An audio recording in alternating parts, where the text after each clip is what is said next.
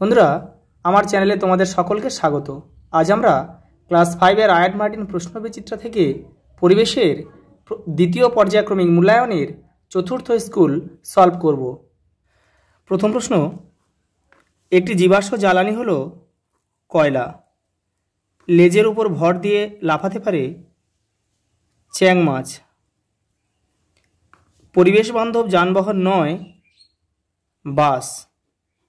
এগুলো কিন্তু আর বাদ বাকিগুলো সবই কিন্তু পরিবেশ বান্ধব যানবাহন, অর্থাৎ এগুলো সাইকেল, নৌকা, গরুর গাড়ি এগুলো চললে কিন্তু কোনো পরিবেশ দূষণ হয় না।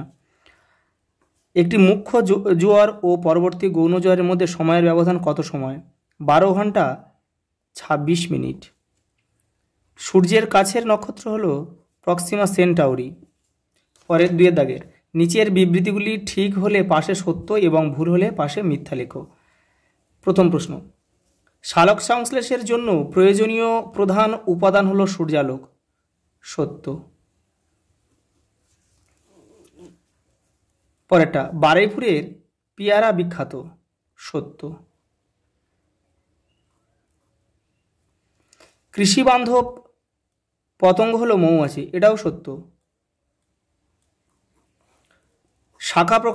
শাখা প্রশাখাযুক্ত গাছ হলো তাল গাছ। এটা মিথ্যা।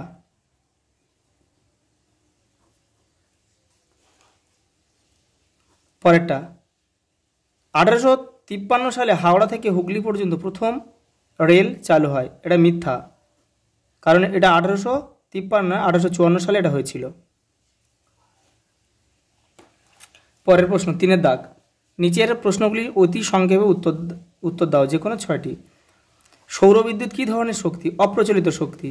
পৃথিবীর কক্ষপথের আকৃতি কীরূপ? উপবৃত্তাকার। কোন শিক্ষার্থী জীবনে প্রতিষ্ঠিত হয়? হাতে কলমে কাজের মধ্যে দিয়ে যারা প্রকৃত শিক্ষা লাভ করে। পরেরটা, পথের পাঁচালী বইটির কার লেখা? বিভূতিভূষণ বন্দ্যোপাধ্যায়। পরেরটা, ডিভিসির পুরো নাম কি? Damodar valley corporation. তৃষ্ণার্ত ফসল কাকে বলে? ধানকে। অর্থাৎ ধান চাষে প্রচুর পরিমাণে জল লাগে বলে ধানকে কিন্তু তৃষ্ণার্ত ফসল বলে। গম কোন ঋতুতে চাষ হয়? শীত ঋতু। এর জন্য গমকে কিন্তু আমরা কি বলতে পারি? রবি শস্য।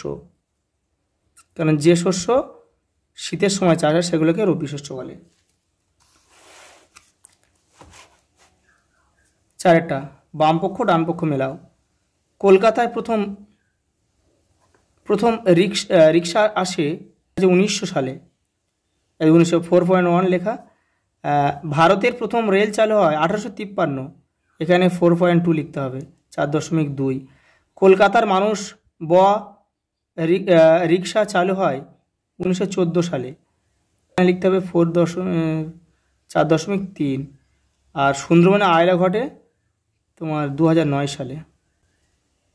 4.4। 5 দাগে প্রথম প্রশ্ন হচ্ছে ভূমিকম্প সৃষ্টির 4টি কারণ লেখো। দেখে নাও। এই যে টেকটনিক পাতের চলন, আগ্নেয়গিরির অগ্নুৎপাত, ভূমিধস আর পারমাণবিক পরীক্ষা। পরের প্রশ্ন, জলচক্র বলতে কি বোঝো? দেখে নাও। জলচক্র হলো সূর্যের তাপে জলীয় বাষ্পের উপরে ওঠা, মেঘে পরিণত হওয়া এবং আবার বৃষ্টি বা তুষাররূপে পৃথিবীতে ফিরে আসার একটি প্রাকৃতিক প্রক্রিয়া। পরের প্রশ্ন আছে, দেখো, অ্যাসিড বৃষ্টি কেন হয়? তারপরে আছে উল্কাপাত ঘটে কেন? তারপরেরটা আছে চন্দ্রগ্রহণ ও সূর্যগ্রহণ কিভাবে ঘটে। একসঙ্গে দেখে নাও এগুলো সব প্রশ্নগুলো। এই যে অ্যাসিড বৃষ্টি কাকে বলে? অ্যাসিড বৃষ্টি হলো এমন এক ধরনের বৃষ্টি যাতে অ্যাসিড মিশে থাকে। বায়ুমণ্ডলে সালফার ডাইঅক্সাইড এবং নাইট্রোজেন অক্সাইডের মতো গ্যাসগুলি জমা হওয়ার ফলে জলীয় বাষ্পের সাথে মিশে অ্যাসিড তৈরি হয়। পরের প্রশ্ন দেখো না, উল্কাপাত ঘটে কেন? উল্কাপাত আসলে মহাকাশ থেকে আসা ছোট ছোট পাথরে বা ধাতব টুকরো যা পৃথিবীর বায়ুমণ্ডলে প্রবেশ করে এবং ঘর্ষণে জ্বলে ওঠে। এই জ্বলন্ত পাথরকেই আমরা উল্কাপাত হিসেবে দেখি। পরের প্রশ্ন দেখে নাও। লাস্ট প্রশ্ন, চন্দ্রগ্রহণ এবং সূর্যগ্রহণ কিভাবে ঘটে? যে তিথিতে সূর্য, চাঁদ এবং পৃথিবী একই সরলরেখায় আসে এবং পৃথিবীর ছায়া চাঁদের উপর পড়লে চন্দ্রগ্রহণ হয়, আর চাঁদের ছায়া পৃথিবীর উপর পড়লে সূর্যগ্রহণ হয়।